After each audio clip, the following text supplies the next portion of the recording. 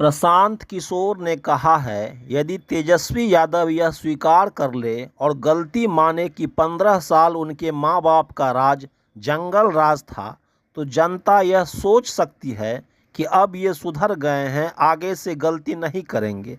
लेकिन सवाल है, अपने मां बाप के राज के लिए तेजस्वी गलती क्यों माने? ये क्या कम है कि जनता ने इसका जवाब दे दिया है और वह 20 वर्षों से सत्ता से दूर हैं। इस बार चुनाव का मुद्दा जंगल राज की माफ़ी के लिए नहीं, बल्कि एनडीए सरकार के कामकाज का मूल्यांकन के आधार पर होना चाहिए। रोजगार, शिक्षा, स्वास्थ्य के मुद्दे पर होना चाहिए। आज 20 वर्षों से एनडीए की सरकार है, तो जाहिर सी बात है कि एनडीए सरकार के मूल्यांकन के लिए ये चुनाव हो रहा है। तेजस्वी यादव सार्वजनिक तौर पर स्वीकार करें जो 15 साल उनके माँ बाप की सरकार थी, वो जंगल राज था या नहीं। अगर तेजस्वी यादव सार्वजनिक तौर पर स्वीकार कर ले कि उनके माँ बाप की सरकार जो थी, राजद की सरकार थी, वो जंगल राज था, उसके लिए माफी मांग ले, तो एक बार को बिहार की जनता ये सोच सकती है कि भाई अब ये सुधर गए हैं, आगे ये आएंगे तो गलती नहीं करेंगे। जो व्यक्ति ये मान ही नहीं रहा है कि 15 साल जंगल राज चला था, वो आदमी जीत कर आएगा तो वही काम करेगा जो पहले हुआ है।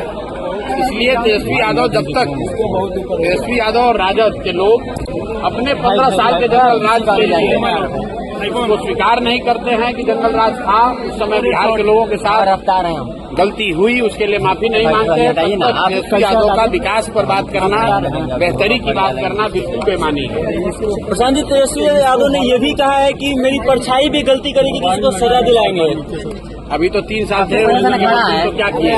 उनकी परछाई नहीं, उनके बाबूजी, उनकी माताजी, ये खुद इनके पार्टी वालों ही तो गलती की है। उसके लिए आप माफी नहीं मांग रहे, तो जो गलती की है उसके लिए माफी मांगने के लिए सार्वजनिक तौर पर तैयार नहीं है, तो आपको सजा कौन दिलवाएगा? कांग्रेस पार्टी है, सिखों के साथ गलती हुई तो उसके लिए माफी मांगा उन्होंने, वैसे इनको भी माफी मांगनी चाहिए। बिहार में अपने राजद के शासनकाल में हुए नरसंहार के लिए, दुर्व्यवहार के लिए, बिहार के बदतरी के लिए जो भी गलती इन लोगों से हुई उसके लिए माफी मांगना चाहिए। सम्राट चौधरी ने आज एक इंटरव्यू में कहा कि अगर एक भी अपराध सिद्ध हो जाता है तो हम राजनीति छोड़ देंगे। तो अपराध सिद्ध कैसे होगा? जब ट्रायल चलेगा तब न होगा। तो पहले जो फर्जी सर्टिफिकेट लगाकर निकले हैं वो बताए कि भैया वो फर्जी था, हम पर ट्रायल चलाया जाए।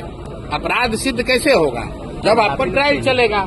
ट्रायल तो चला नहीं आप पर, आपने कह दिया कि हम नाबालिग है गलती सर्टिफिकेट लगाकर, और जबकि अभी एफिडेविट दिया है, तारापुर से चुनाव लड़ रहे हैं, उसके हिसाब से 1995 में किया भैया सम्राट चौधरी की उम्र थी 26 साल, और कोर्ट का डॉक्यूमेंट लगाया कि हम हैं 15 साल के।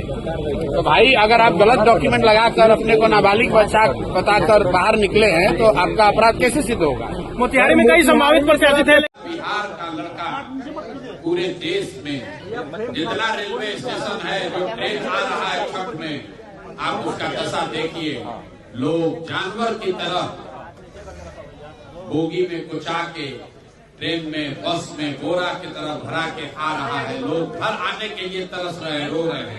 अगर ये स्थिति बदलना है तो एक बार जो जन सुराज ने रास्ता बताया है, अपने बच्चों के लिए, रोजगार के लिए, पलायन बंद करने के लिए वोट दीजिए। न तो मोदी जी जो आकर कहे हैं आपको मिलेगा सस्ता डेटा और बेटा जाएगा गुजरात में मजदूरी करने। मोदी जी आज कहे हैं ना कि हम सस्ता डेटा दे रहे हैं, तो बेटा चला जाएगा गुजरात में मजदूरी करने। माँ बाप और पति, उसका पत्नी जो है, बच्चा जो है, वो अपना मोबाइल पर डेटा पर पिताजी को देखेगा कि जामनगर में, सूरत में जाके हमारा बेटा, हमारा पति मजदूरी कर रहा है। तो हमने कहा कि हम लोग को डेटा नहीं चाहिए, हम लोग को बिहार में फैक्ट्री चाहिए, ताकि बिहार के बेटे बिहार में ही रोजगार कर सकें। यही अवसर है मेरे भाई, एक बार जरूर।